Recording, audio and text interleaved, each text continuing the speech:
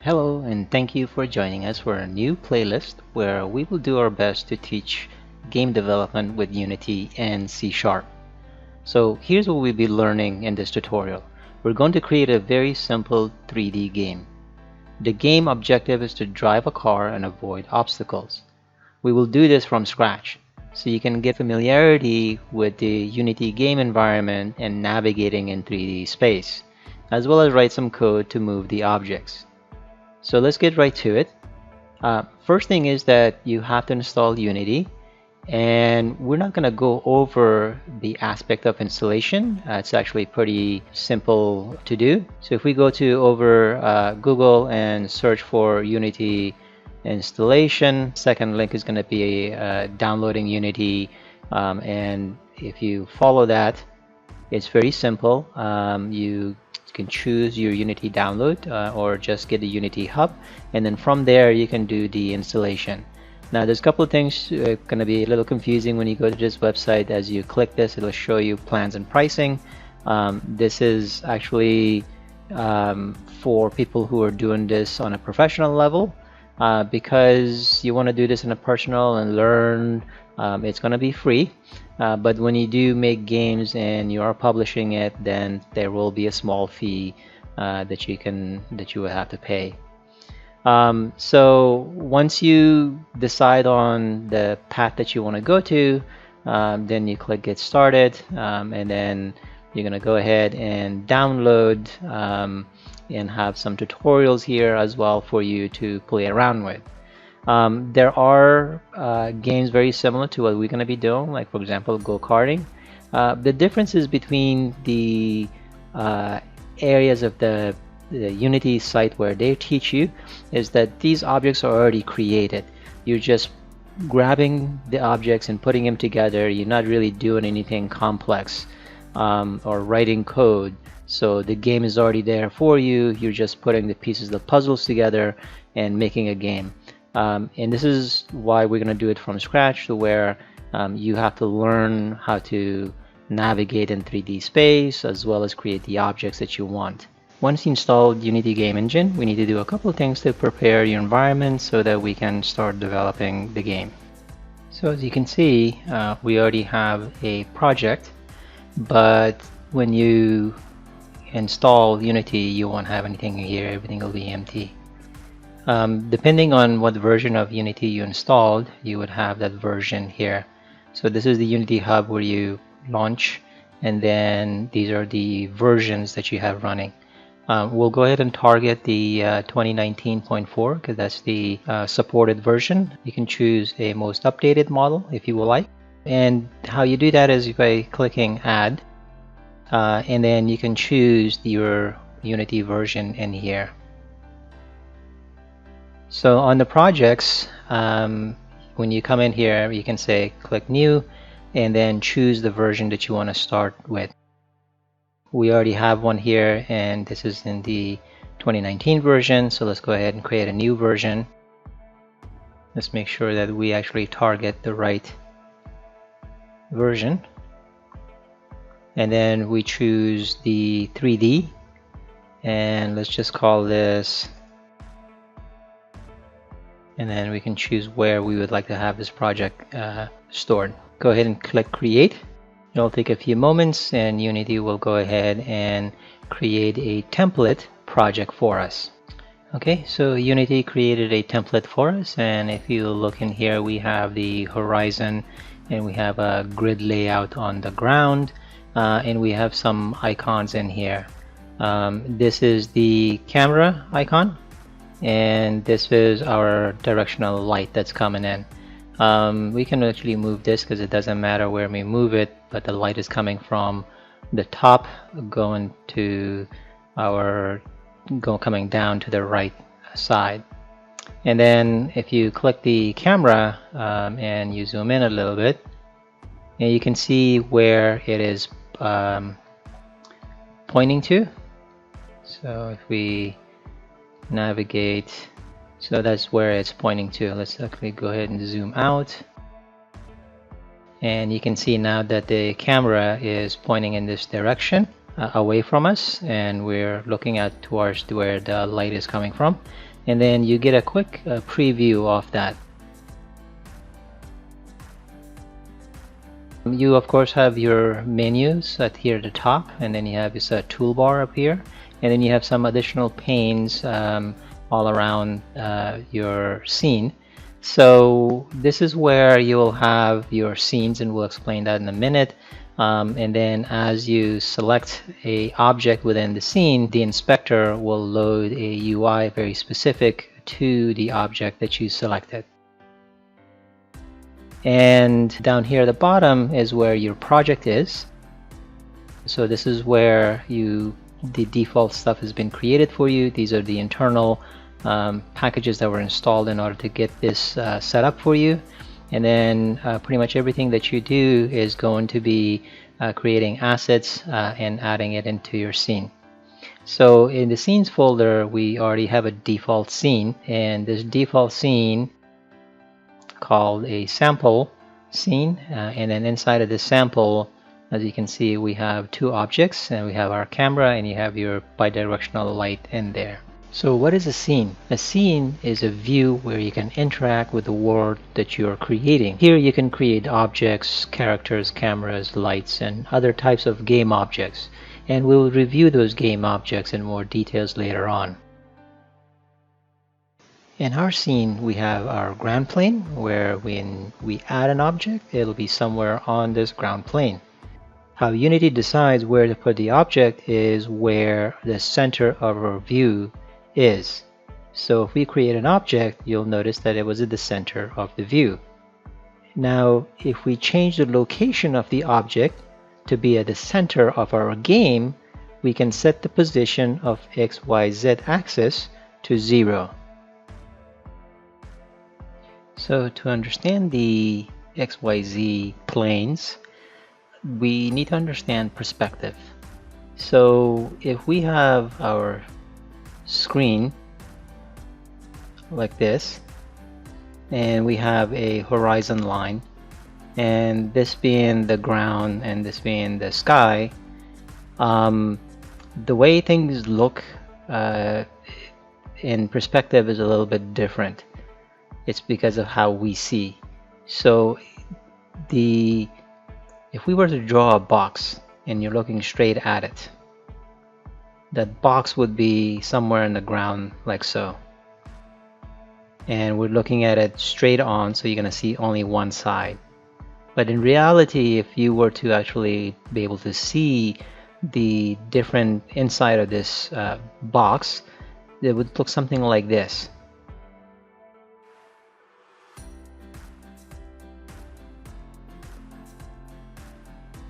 And the reason it would look like this is because these points would all go to the horizon,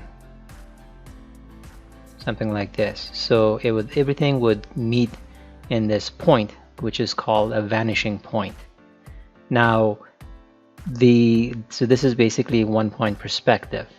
You're looking at something on one plane.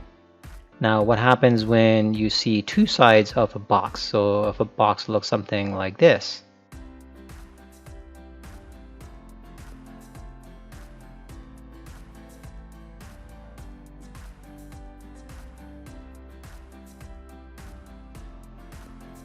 so the sides would actually meet in this vanishing point, and these sides would meet in this vanishing point.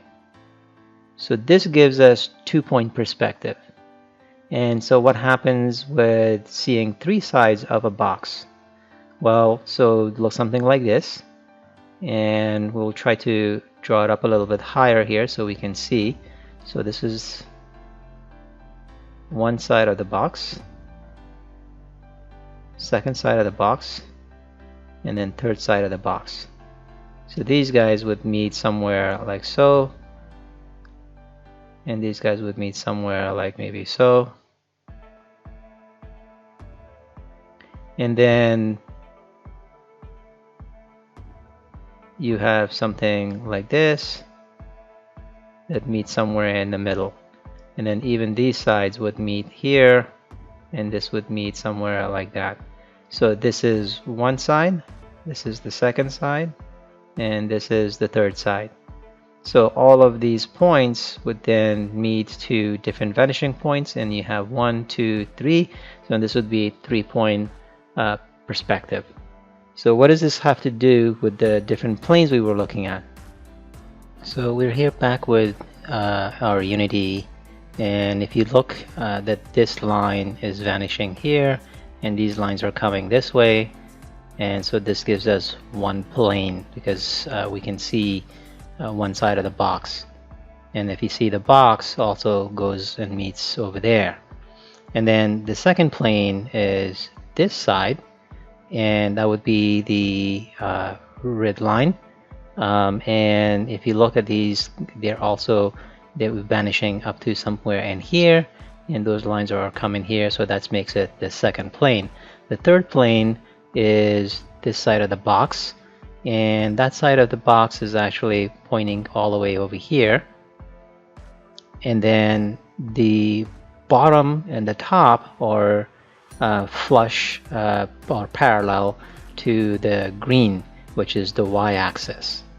So the y-axis is the ground, and it could be any level, and then the x-axis goes to this one vanishing point, going from our left and coming towards us, and then going up to the right side. And then the z-axis is going from this vanishing point and going to our left. So it gives us this plane and this plane, and then top and bottom being this plane over here. So hopefully that explains the grid and how you see everything. And then next, let's actually kind of go over how you navigate through Unity. So how you would navigate in here is you have these buttons up here, but you can also use your mouse. So if you use the hand tool and then you left click on the mouse, you can move within this grid, going up and down, going left and right. So that's pretty much all you can do. The move tool, if you select the move tool and then you select a object, you get the different planes in which you can travel. So if we use the we can go up and down. This would be our y-axis, and then this would be the z-axis, and then this would be our x-axis.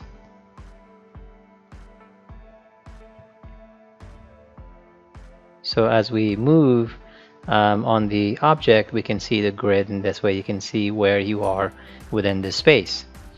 So the next one is the rotate tool. Since we already have our box selected, you would get this circle with the different axes where you can rotate this. So if I choose the red, which is our X, if you bring your cursor on it, you notice it changes the color. If you select that and click and hold, you can then rotate the cube any direction on the X plane. You can do the same thing with the Z.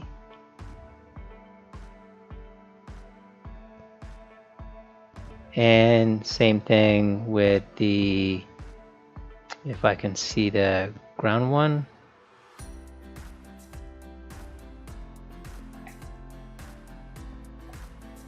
There we go.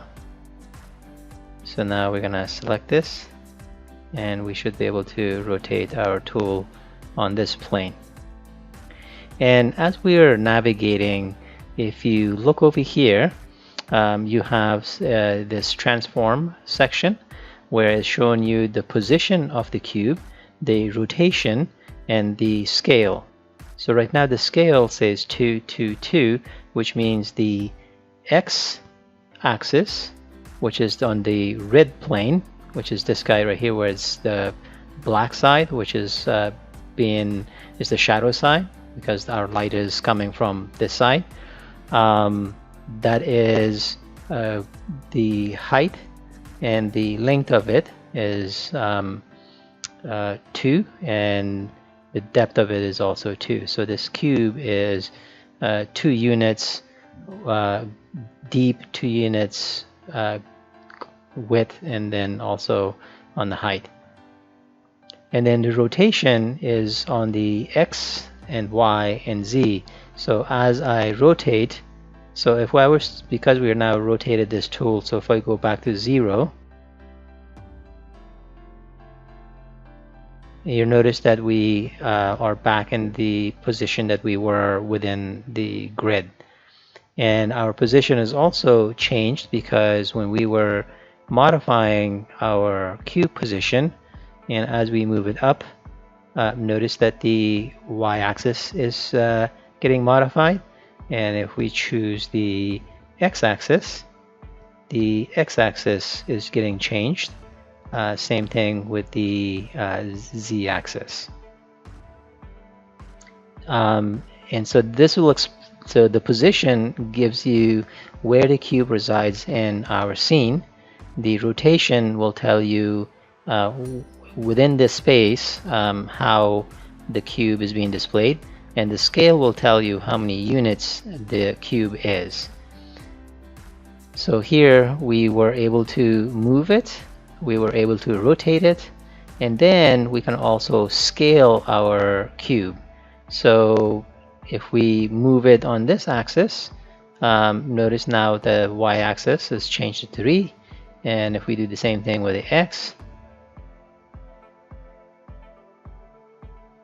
and same thing if we do with a y, so now our cube is 3 by 3 by 3. You can choose the rectangle tool, and we can move the cube this way. So our rectangle is able to extract the cube into a rectangular shape. So let's actually go back to our 3 by 3.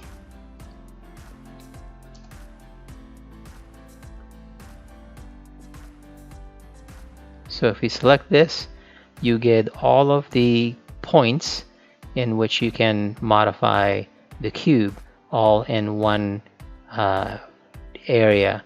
So you can rotate the tool, you can expand it, and you can move it without having to go in the menus. Now if you want to, that's using your left button in the mouse and using these buttons. So if you wanted to use actually the mouse, if you have a mouse that has 3 buttons, then you can use the right section, and you can move within your scene,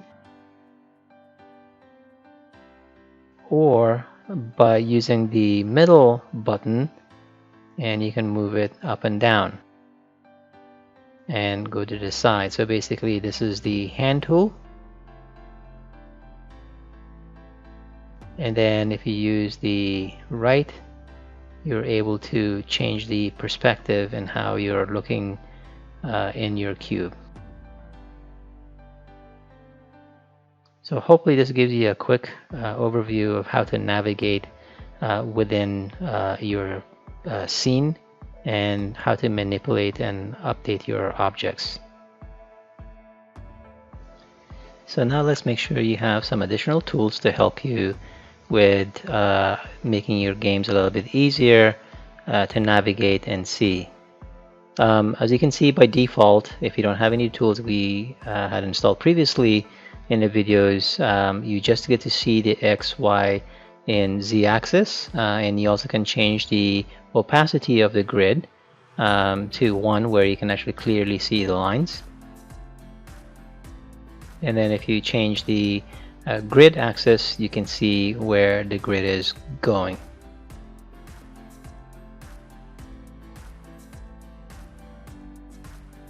Now if we just toggle the button, it makes the grid disappear and reappear. So now that we have our cube, let's actually associate a C# code to it to make it do something. We'll just name it test for now by default, because we're going to eventually modify this. So as you add your C# code, it is now associated to the cube. So whatever we do within this C# code, it's going to access our cube, and it's located in our assets section. And if you look at the code, it's not really doing anything. It's just a class with a bunch of methods. And if we were to open the C# code, because our project is set up with Visual Studio integration, it will actually launch Visual Studio with a project, Unity project already set up for us. So that way we get to have all of the dotted notation, and we'll be able to build and compile. So as you can see, we have our solution and we have our project, and if you open our project and the assets folder, we have our C# code.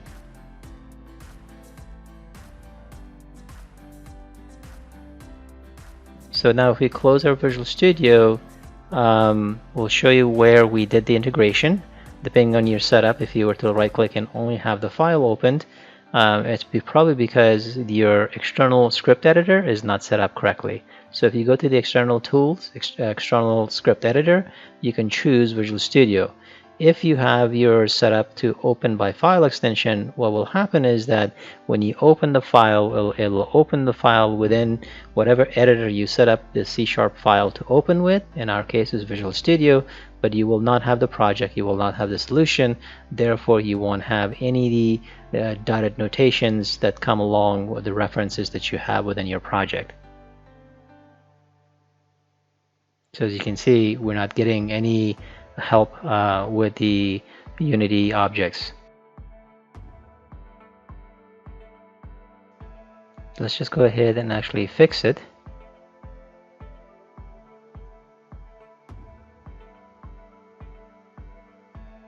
Back to the Visual Studio 2019.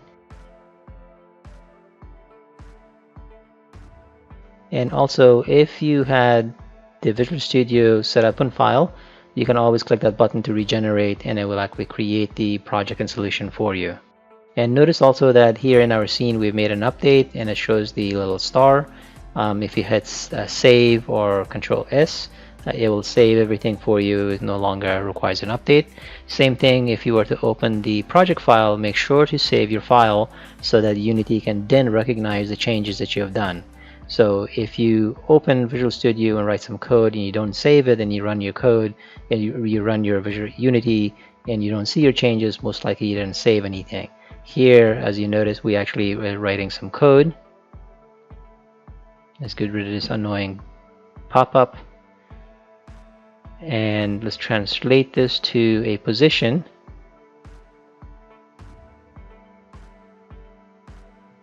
So we're just going to tell it to travel on the z-axis. So now that we've saved it, and if you go to Unity, notice that the changes are now being shown here. So if you go back here and comment this out but don't save it, so we're not going to save the file, and notice we have the little star up there, and if you go to your Unity, you'll notice that the changes didn't come over. So it's very important to remember that. Let's go ahead and undo this.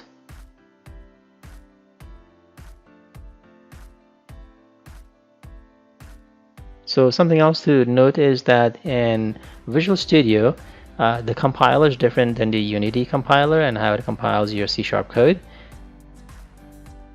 So if you were to use the advanced features of the C# latest language or the compiler, it is possible that everything will compile here, but it may not compile in Unity. So that's just something to be aware of.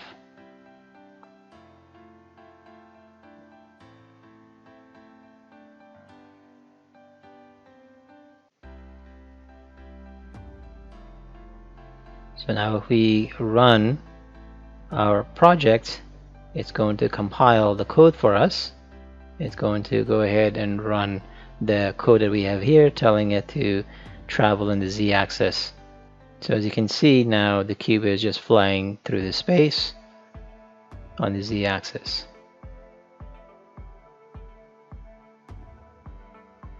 We'll come back and give you a better explanation of how to manipulate the code. So now we have the scene tab, and then you have the game tab. The game tab is where the camera is positioned.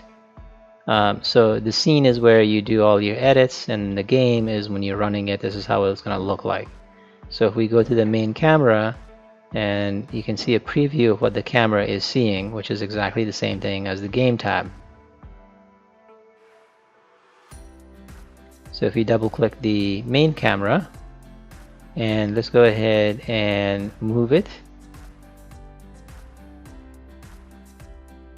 Also note that when you double click a object, you will navigate right to it. So if you're zooming too far out, or you've modified your view and you can't find anything, all you have to do is double click the object, and Unity will take you right to that object within the space in your view.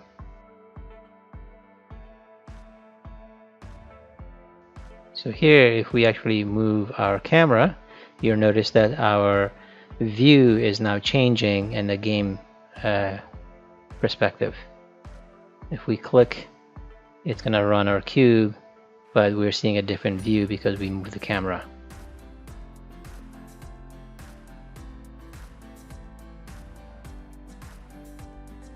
So let's go ahead and add some tools that's going to help you visualize and edit objects.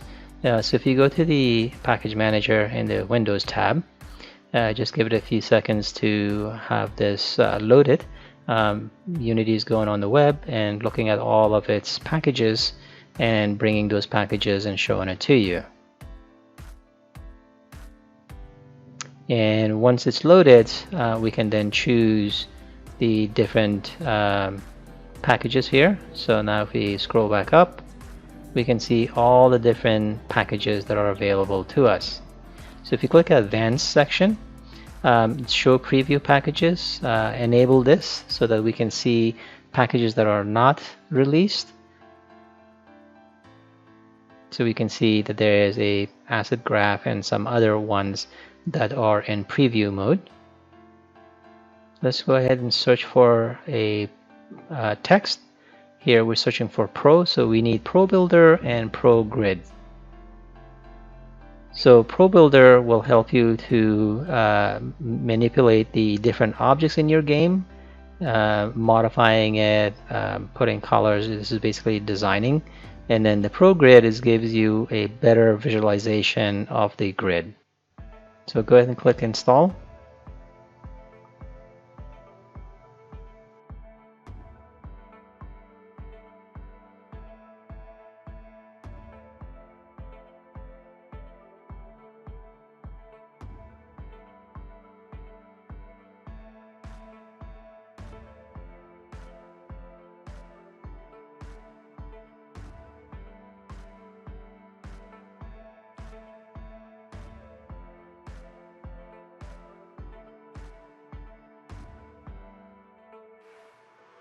And let's do the same thing for ProGrids. So now that we installed the ProGrid, you'll notice that our scene has changed and we have a new toolbar. We also have a new menu. You can see we have our ProGrid and we have our Pro Builder. If you select the Pro Builder, we get a new window and you can create new shapes, you can modify stuff. As you can see here, we're selecting a cone. It changes radius, height, and number of sides. If we choose a cube, we get the XYZ values to set for how long or how wide it should be. And once you set the value, click Build, and that will place your object in your scene. We can go ahead and now manipulate the object.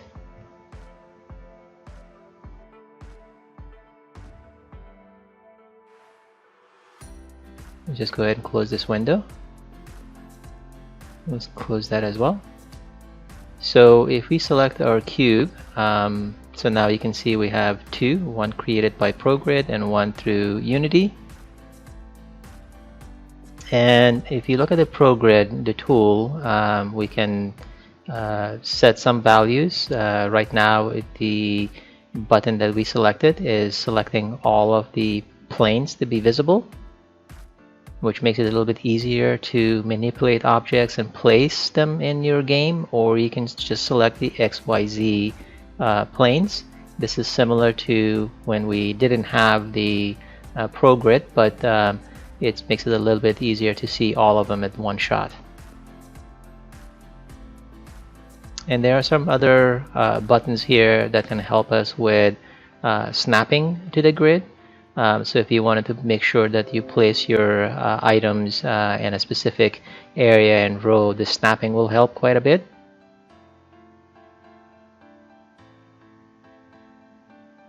So right now the snap is set to 1 unit at a time, so it's going to move one at a time. So we can also make the grid visible.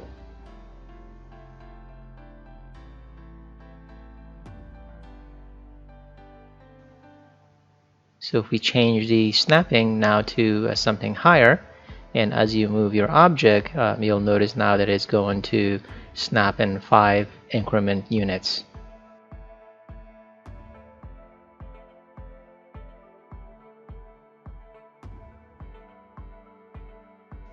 So let's go ahead and set that back to 1.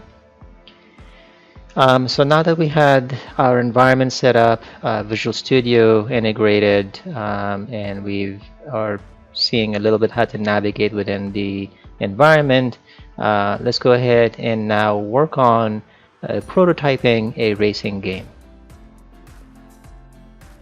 Okay, so here we have a scene within our project. Let's go ahead and actually hide the grid here for now.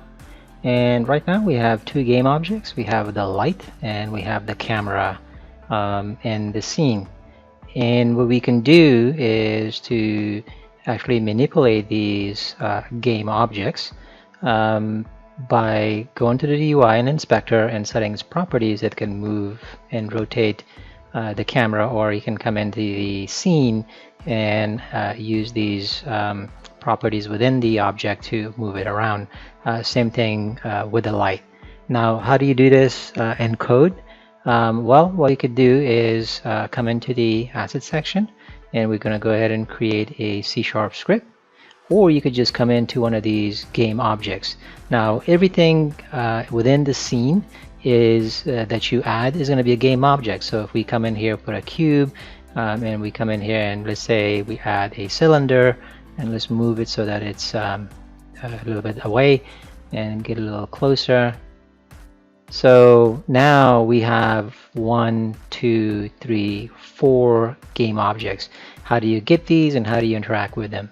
To write a script, you could associate it to any one of these objects.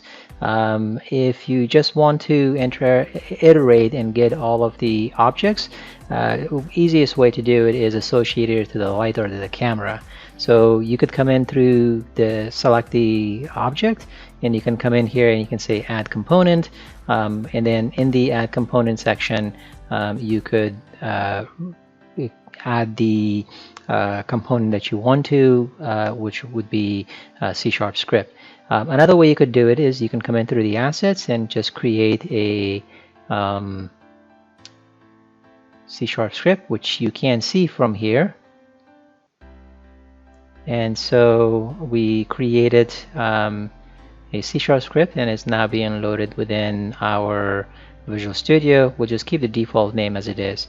And in the script, when it's created, this is the template for it. So you have some of these namespaces that you can use to interact with some of the objects, and then you have the class, and then you have the class name, and then you're inheriting from mono behavior. We'll go over this in a little bit. And then you have 2 methods. You have the start, and then you have the update. The update is called every time when the scene is rendering a frame. The start is being called only once when the game starts. So if you go back to our Unity, and we start this, that start is going to kick off once, and as the game renders, then we get the update. So here, what we can do is to get all of the game objects, we can iterate. But first, let's go to our the Unity and then associate our script to one of these objects. So like we said, the easiest is just to associate it to the main camera or to the light. We can just drag this. Another way to do this is to drag this and then just make sure that the object that you're adding it to is being highlighted like it is here, or for example the directional light. So, and then once you highlighted that, just let it go, and now the object is selected with the C# script being associated to that. So this is the easiest way to do that. Now go ahead and save this. Let's go back to our Visual Studio project, and now we would write some code to get all of the game objects. So we'll come into the start, and let's actually create a game object class and make this into an array, which will have game objects, and we will call the Unity game engine namespace, and then go to object dot find object of type, and we're going to use the generic of game objects. So this should get us all of the objects that are in our current scene. And then to iterate through this, we'll just write a quick for each loop, and we'll say game object, and our collection is game objects. So as you can see, that it already identifies that this is going to be a game object. So then we can do is print, and print is going to log the information into the console. We'll show that to you in a second. So the game object, and now we're going to ask for the name. So there's a couple of ways that you can log this. One is through print, the other one is through debug.log, and you can have error warning. So let's, for now, we just use log, so it'll be similar to what we have on the print section. And run this so you can see the differences. The other thing you can do in Visual Studio, if you come up here, you can either attach to Unity, attach to Unity and Play, attach to Unity and Play using your desktop. This is our desktop here. And so what it's going to do is when you execute the code inside of Visual Studio, it will actually run Unity and play the game, and then it'll debug for you so that you can put breakpoints here, and that way you can see what's going to happen. So if you just run this in the UI, we'll do that first. So if you come into your console window, you can see that there's nothing printed here. What we can do is, if you don't have this game console, you can come in here to the Windows section and get the console, and then if the console is also floating like this, you can actually drag it and put it into any one of these windows. So we can see that we saved our C# project because we're seeing our code here, and if we run this, we should see some console printing as well as the debug. So let's go ahead and run this, see what we can see.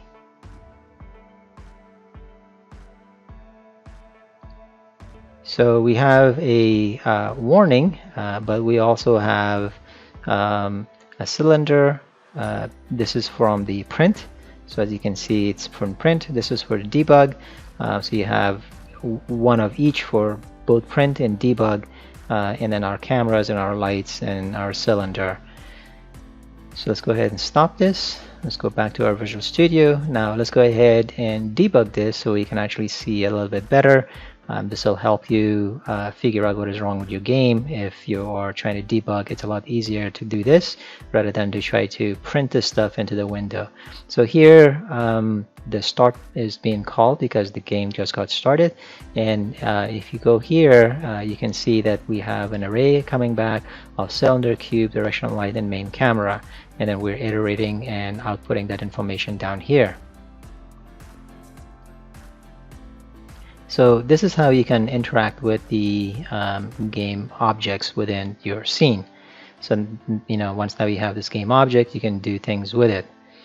But what we're interested is to move the cube.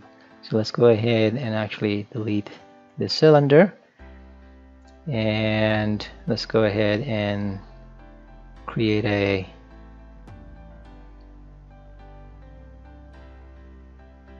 new C# script, and we'll call this move cube. And let's go ahead and associate this to our cube. So if you select the cube, notice that now we have our C# associated with it. If we come in here, we have our move cube. And since we want to move the cube, we'll have to write some code within the update. If you just put it in the start and you tell it to move, what will happen is that if you're telling it to move maybe 1 unit, it's just going to move 1 unit within the space, and then it's going to stop. But if you put the code in the update and you tell it to move, then as the frames are being rendered, for each frame the update is called. So if you're telling it to move 1 unit, then it's going to go update, update, update, and it's going to move the cube and continue on going. So let's make sure that our main camera can see our cube, and it can, and then go in here and write some code.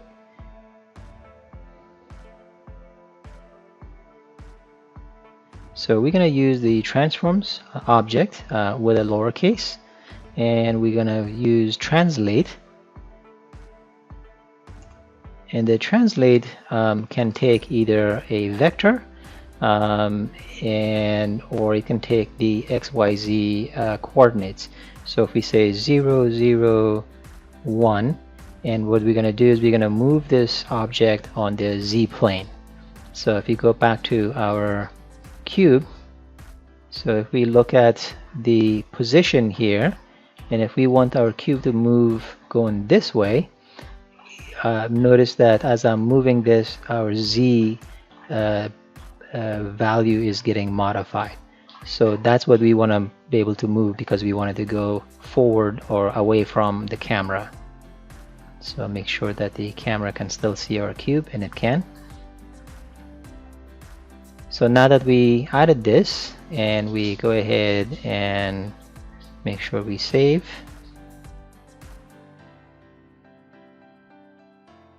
Let's go ahead and run our project. As you can see, now our cube is just shooting off into space.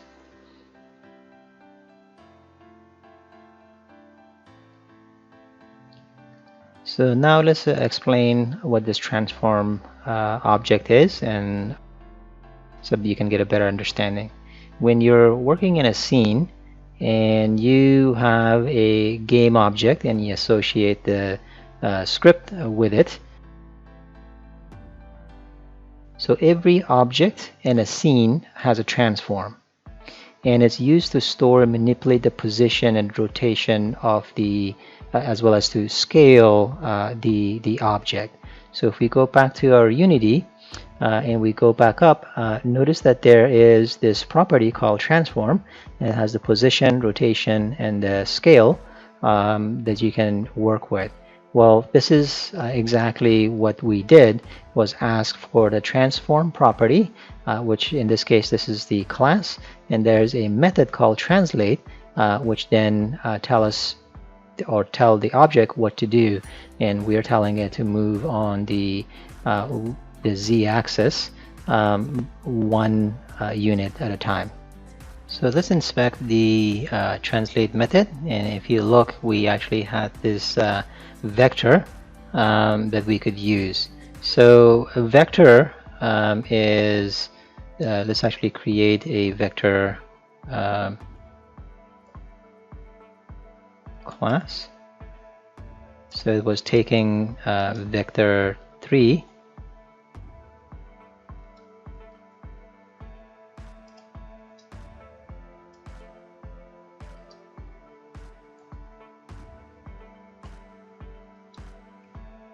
And as you can see, now it takes the XYZ. So if we do something like this, it would be exactly the same thing. And now we're going to pass the vector into our translate method. The vector is just giving you the same properties that we have here, the position X, Y, Z of the cube object. So if you do this and run the code, it should do exactly the same thing for us, except we're using the vector object, and our object just flies onto space. So another thing we could do is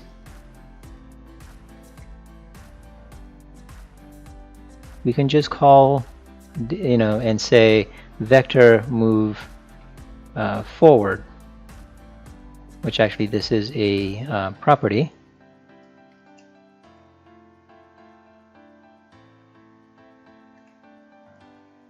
Now this vector move forward is going to do exactly the same thing. It's going to use the z-axis, and if you can see in the tooltip, so you could go forward, or you could go up, or you could go back. So you could pretty much do anything and everything in here, but instead of using numerical values, you can just use forward. It makes it easier when you're writing code like this, so you can see exactly what we are doing. So if you go back here to the code and run this, it should do exactly the same thing, and our cube is going to fly right into space. So how fast is our cube really traveling, and can you control that? So that would be the next thing, right? When you are running this game, when the game object comes up, you can see the statistics, and it shows you the graphics and how much CPU is being used, and there's a bunch of other information in here. So as you can see, we are having about around 1,000 frames per second being rendered here, and that's what's controlling the speed of our cube, the statistics that you see in here. So if we're rendering about 800 to 1,000 frames, and we're telling it to go 1 unit, so in 1 second, it's going to travel 800 right now. If we run it anywhere between 1,000 to 876, so that's how fast you're going to see the cube traveling and going into space.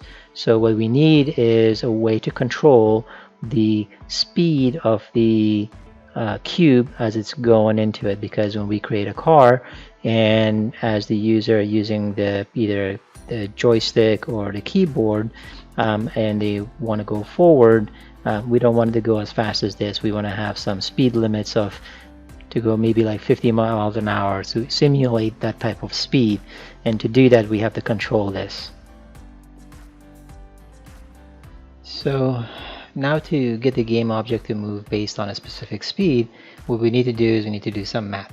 So instead of moving our box every frame, we can calculate that so that the time the motion forward with the number of seconds that within the frames. So this way we're moving the object every second rather than every frame that's being rendered. So to do that, we would just do times, and we would get the time class, and we would use the delta time. So if you look at the tooltip, you'll see that it's completion times in second since the last frame. So that's exactly what we want. So basically what we want to do is you're going to say move forward every second instead of every frame. Now if we run this, we should see that our vehicle, or in this case our box, is going to move 1 second 1 unit.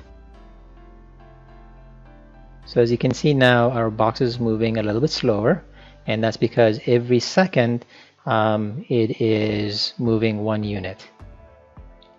So that's a little too slow. What we need to have is we need to have a speed that's going to control how fast this is going to travel.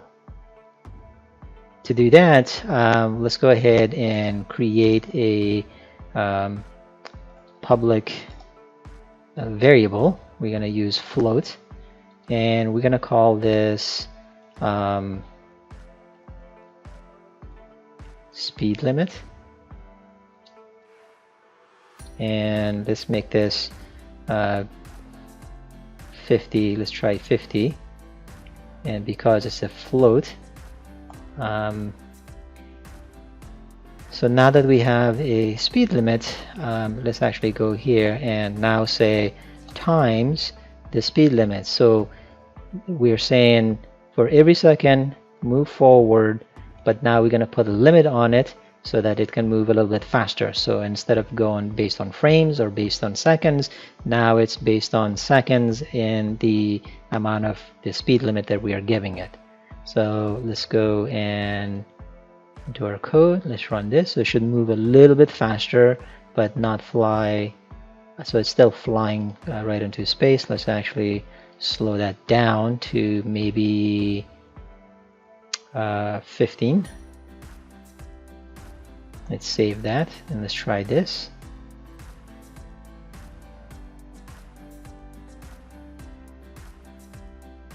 So it's still going a little fast. Okay, so what happened was that when we came in here, put a speed limit here that actually is set by default, and no matter what we did here, it set that default, and therefore it was going based on that. So if we now put it on 2 and then execute this, it should be a little bit slower than 50, a lot faster than 1 second. And if we change this to maybe, let's say 20, well, actually let's just change this to 10. That should be a good speed. And pause this. So if we go up here, notice now in the Z, if we unpause this, it's calculating based on seconds. So if you were to do a stopwatch on this, you can probably figure out how fast the cube is going based on the calculations we've given. So let's go ahead and stop that. Now, because we made this a public with a speed limit, it is now showing up in the UI. So we can control what the speed was going to be as we update and modify over here. So the next thing we need to do is actually put objects in front of this cube to see how it will interact with that, because in our racing game we're going to have to avoid certain obstacles or maybe turns. So here we're going to put an obstacle, and to do that, let's select our game object. Let's go ahead and create another cube, and let's put that in front of this one. So if you look at this cube, it is on position 7 and z-axis of 4, and then this one is on, let's put this on 7, so it'll be in front of it.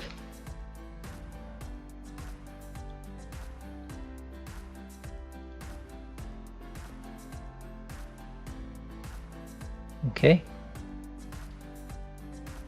so now this is 4 units in front of it. Maybe a couple more so we can see what's going to happen. So now if we run this, we should see this object interacting with our second cube. If we run this, it actually should go right through the cube. Notice it just goes right through the cube. So what we need to do is we need to have some kind of a collision between these cubes, meaning that it shouldn't be like a ghost. You shouldn't be able to fly through it. To do that, actually let's make this into a different objects. Maybe a cylinder. So let's make this into a 4, 0, 7. Actually, let's make this into 10. We should have it a little bit further away. And if we run this, The interaction between these two is not going to be anything because the cube goes right through it. Now to simulate real world physics, we would have to associate some kind of a physical attributes to say that this is a solid box and this is a another solid object, and so they can interact, so we can see how the physics would work. So if you come into the add components, and the component we want to add is going to be a rigid body. So now that we have the rigid body, let's expand this. So this one now gives us the mass and the angular drag, and it says use gravity. Now if we run this, our box is going to interact with this scene, and it's actually, you're going to see what's going to happen, and we're going to fix that in a second. But let's actually run this to see how that would work. Notice our box is actually moving forward, but it's falling down now, and that's because we don't have a ground for this. So to have a ground, we can right click and create another game object. We can create a terrain, and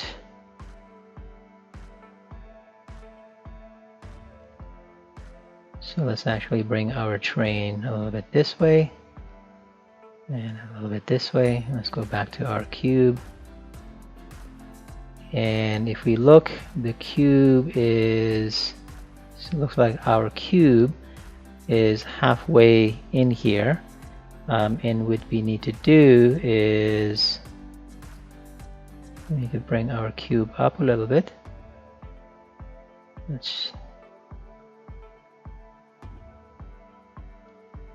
And so we need to bring it up -0.5.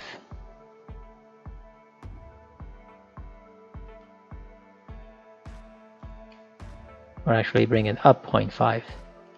And we probably need to do the same thing with this one. But most likely we need to bring this at 1. There we go. So now if we run this, we should be on the plane, not falling off, but now it can't go anywhere because it is interacting with the cylinder. So let's also add a rigid body to our cylinder, and let's run this. And now we get some kind of interaction with our object. We can increase the mass for this to, let's say, 10.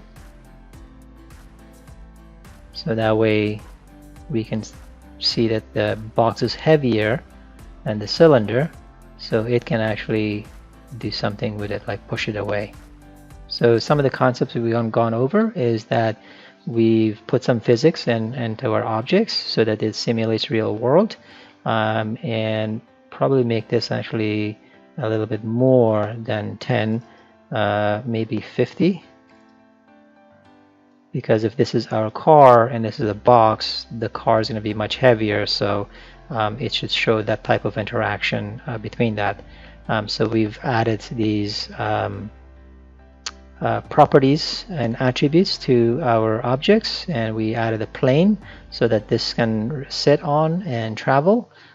So we've proven the concept that we can actually move forward, interact with objects, but what we need now is to control the cube based on the user and not have it just go right off the bat.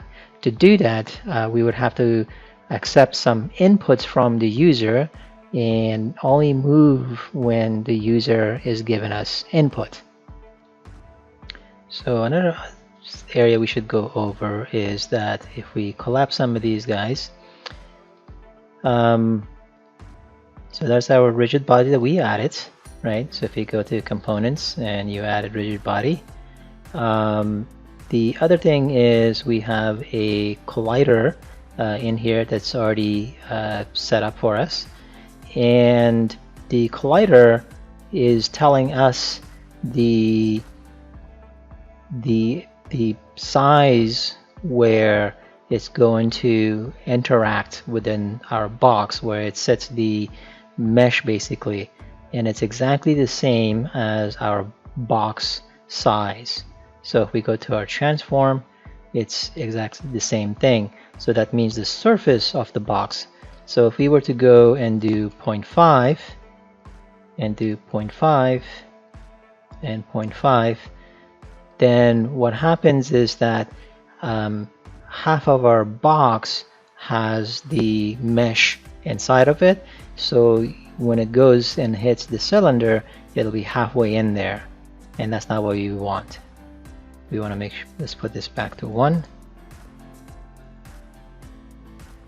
And same thing if you go to this cylinder, if we look at the collider, it's the height and the radius, which is going to be the same thing as what our cylinder is in here. So if we were to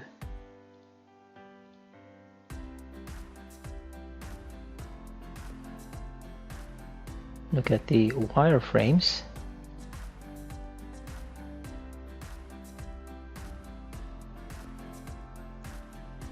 so notice now if I'm making this into 2, we can see that our collider box is bigger than our box.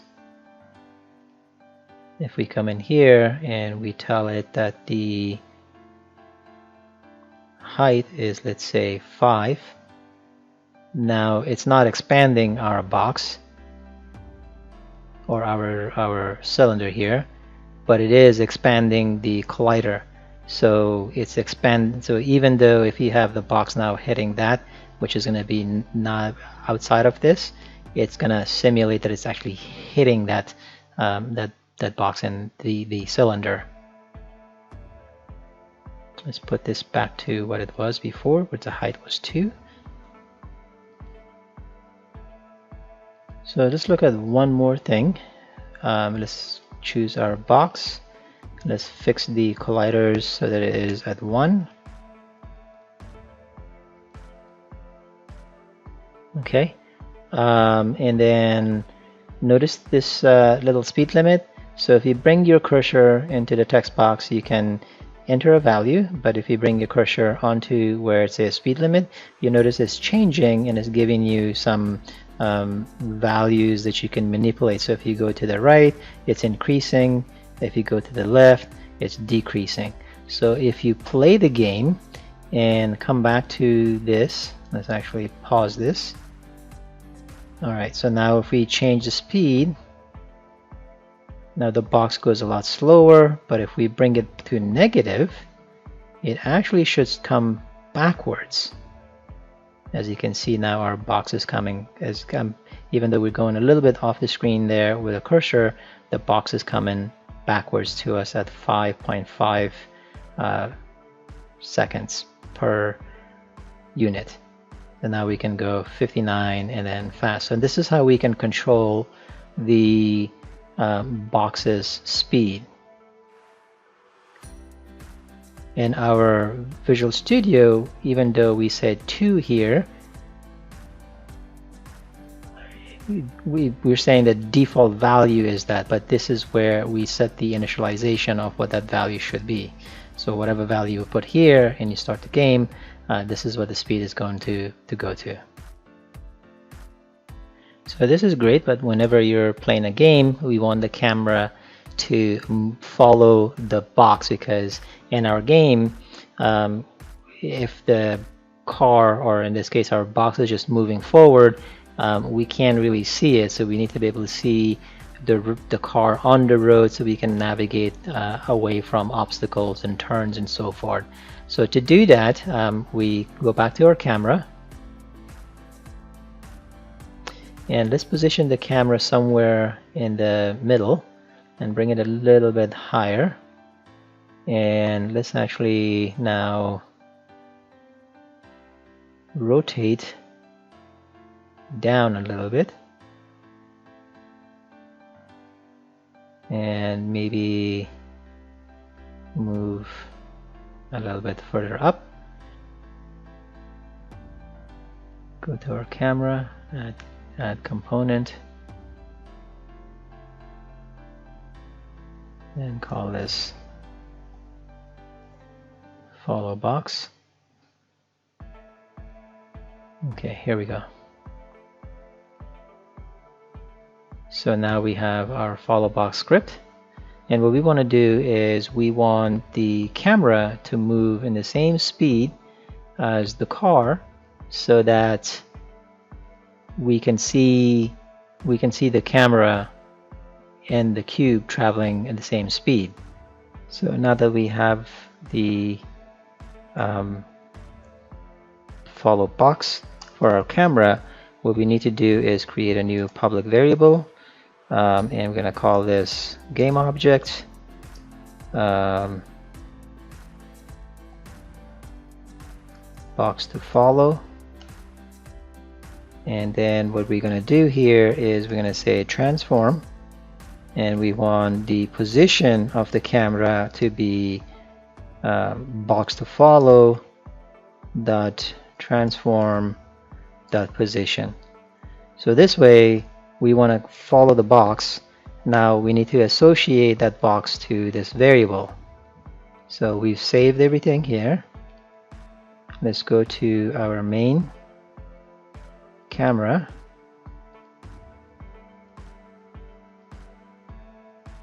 and so as you notice, now it has box to follow, doesn't have anything in here. So we can take the cube and add it in there. So let's go ahead and save this in the cube, and let's run this. So because we set the camera position to be in the same position as the box, that's why it looks like it says under the box. So what we need to do is we need to give another value to tell the camera to be above the box. So we need to add something to the position to tell it to travel above the box. What we need to do is actually tell it that to maintain its position to be above the box. So if we say new vector, and let's say now we're gonna get the XYZ coordinates. So let's go back, and we want the box to be this high. So we have 7, 4, -7. So that's basically what we want. So we have 7, 4, -7. Let's go ahead and run our code now. And our camera is a little bit off center, and the reason for that is because the X position really should be 0. We only need the Y and Z position. So let's go ahead and fix this and set it to 0. Okay, and so we just need those two values, Y and Z. Let's go ahead and actually save our code. Go back to our Unity, run the program, and now it should be in the center. And our camera is in the center of the box, and it's following the box as we want it. So we promised that we would get input from the user. Let's go ahead and do that so that we can use our keyboard to move the box. So the first thing we have to do is create another float variable, and this is going to be our horizontal input. So this is going to be the input from the user going horizontally. So let's take that and now set this value to input. So this is going to be input get access, and this is going to be horizontal. Now the input could be either the keyboard or a joystick, so that makes it easier. If you wanted to just do keyboards, then you would have to use another object to get the key is being pressed, and then use that like maybe up arrow, down arrow, left and right. So we're just gonna keep this with a keyboard. So it'll be your A and D going left and right, or excuse me, going forward and back. So now we're gonna take that value times the horizontal input. So this is gonna determine our speed per second, and then this is gonna determine the what we're going forward or we're going backwards. So let's save this and now go ahead and run the game. So notice now that the game is not doing anything, and that's because we haven't pressed any keyboard. So now if we press our A key, then we're going to go backwards, and then we're going to press our D to move forward. So now we can see that we are colliding, and that we can go back and forward. So that said, we can actually now go to our C# code and do the same thing with trying to turn left and right. So let's go ahead and pretty much do the same thing, except this will be the vertical input, and this is going to be the vertical input from the user. This is going to turn us. So now let's do the same thing here, except this time we'll use vertical input. Instead of going forward, we're going to go right. So how is the forward working going forward and backwards?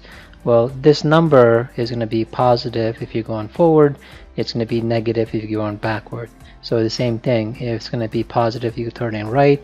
If it's negative, then you're turning left. So as the user presses the key, it's going to move in the direction that you tell it.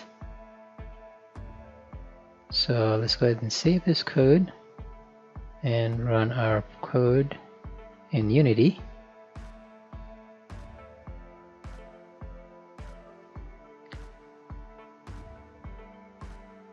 And as you can see, now we are able to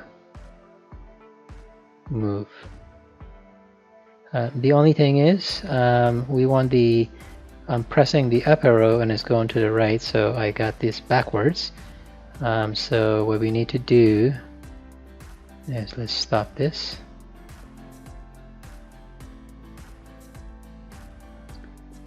We want the vertical input to be here, horizontal input to be here. So now let's run our code. So now if you're using your keyboard, the forward arrow will take you forward, the left arrow will take you left, and the back will take you back. Same thing with, if you press A, it will take you left. If you press D, it'll take you right. If you press S, it'll take you back, and W will take you forward. If you press A and W, it'll take you sideways. But if you noticed, if we have a car, it's not gonna go in the direction we're asking it. So the box needs to turn and move at the same time. It shouldn't just go sideways. It would look awkward. So let's go ahead and fix that. Okay, so let's modify this code so that we can rotate, and we'll use the rotate method. It has the same values that we can pass here, so we'll just change this to up, and this is the direction it's going to go to, and that's pretty much all we have to do. And if we go back to our game and we go look at our cube and we look at our rotation, So we are moving the y-axis, right? So let's put this back to 0. And if we go back to our code, so as you can see, the vector that we're modifying is in the y-axis. So 0 and then 1 and then 0. So if you had your vector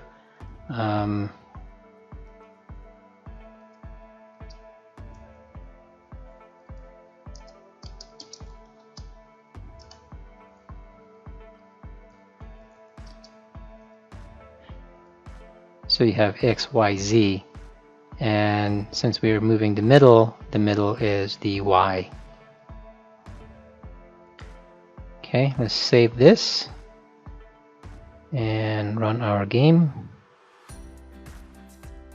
So as you can see, we are slightly turning, but it's like before where it's really slow in turning. So what we need is to stop this, go back into our code. The speed limit should be really a turn speed. So let's copy this. And let's call this turn speed.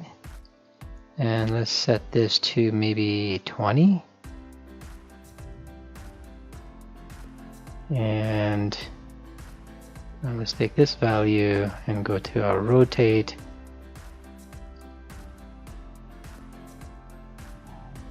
And save that and then run our code.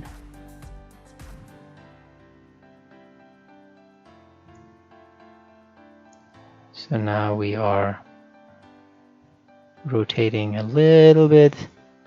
Well, let's see, where is our rotate? Turn speed, let's make this about 40.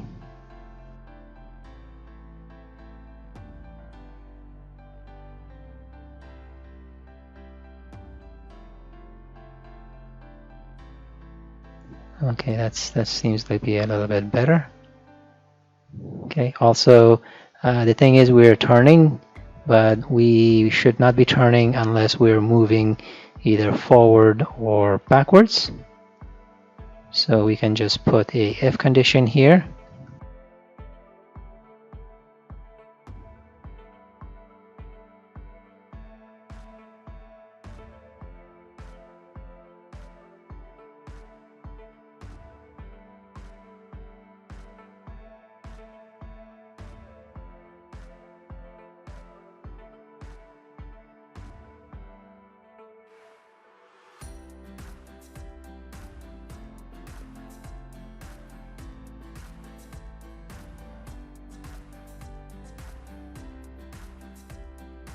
Let's save that.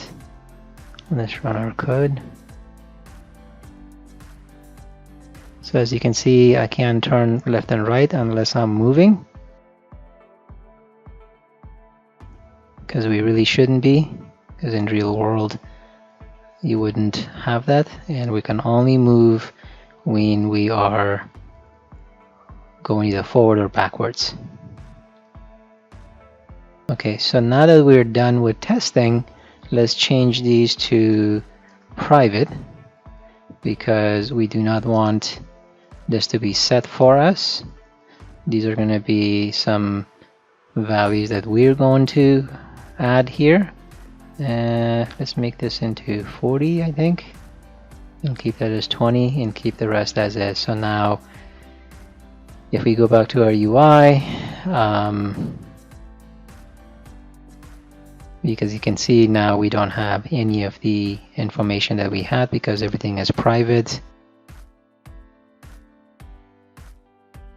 So let's test it one last time to make sure the speed is actually correct, and it is. And we cannot turn while we are stopped, which is great.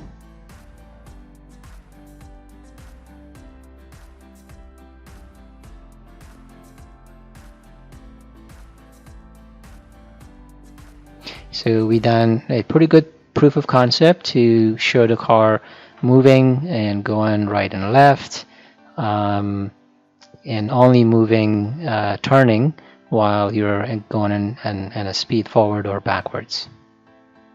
So this should be a good stopping point. In the next video tutorial, we'll learn how to put wheels and actually make the box more like a car and behave in the physics in the real world. Thank you so much. We'll see you next time.